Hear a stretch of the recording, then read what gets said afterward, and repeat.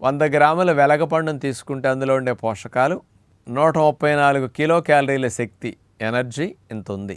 18 గ్రాముల పిండి పదార్థాలు, 7 గ్రాములు మాంసకృతులు ప్రోటీన్స్, కొవ్వులు ఫ్యాట్స్ 4 గ్రాములు, పీచు 5 గ్రాములు.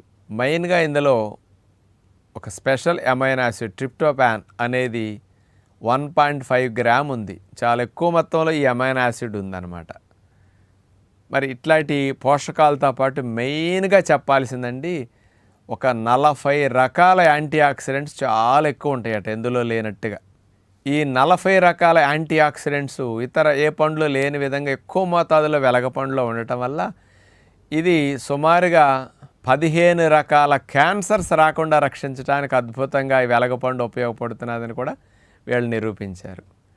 మరి ఈ వెలగపండుని దొరికినప్పుడు ఫ్రెష్ ఫ్రూట్గా అట్లా తినొచ్చు.